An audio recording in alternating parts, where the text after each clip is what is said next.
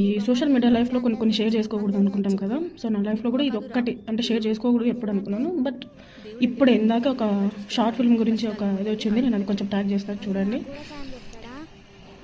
ఈ చెప్పాలనే short film ఎగ్జాక్ట్గా అదే నా లైఫ్లో జరిగింది. ఇది అసలు ఏం జరిగిందంటే, ఆ టైంలో నేను బ్యాంకింగ్కి ప్రిపేర్ అయినప్పుడు బెంగళూరుకి వెళ్ళినాను. తిరిగి వచ్చే టైంలో మా అమ్మకి చెప్పులు తీసుకుందామని తీసుకున్నాను కూడా. తిరిగి వచ్చే టైంకి మా అమ్మ లేదు.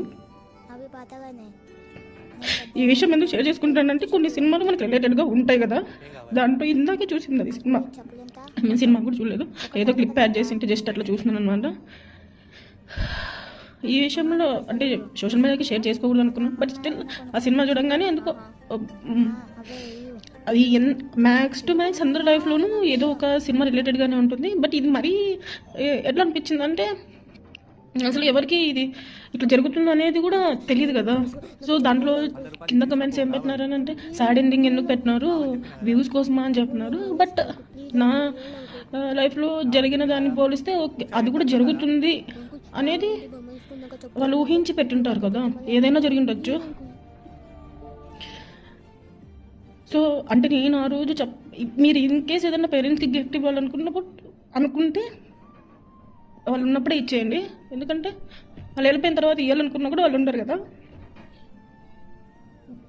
ఆ రోజు చెప్పులు గిఫ్ట్ అని కాదు కానీ ఏదో కొంచెం మెత్తగా ఉన్నాయి, మా అమ్మకు బాగుంటాయి కదా అని తీసుకున్నాను. కనీసం మా చెప్పులు మా అమ్మ చూడని కూడా లేదు. అట్లుంటుంది. ఏదన్నా ఇవ్వాలనుకుంటే ఉన్నప్పుడే ఇచ్చేసేయండి. ఆ షార్ట్ ఫిలిం చూస్తే ఎవరికైనా ఏడుపు వస్తుంది. ఇంకా నాకు రిలేటెడ్ కాబట్టి నేను అసలు చూసినప్పటి నుంచి ఇట్టనే ఉన్నాను. రికవర్ అవ్వడానికి కూడా కొంచెం టైం పడుతుంది, బట్ ఇట్స్ ఓకే.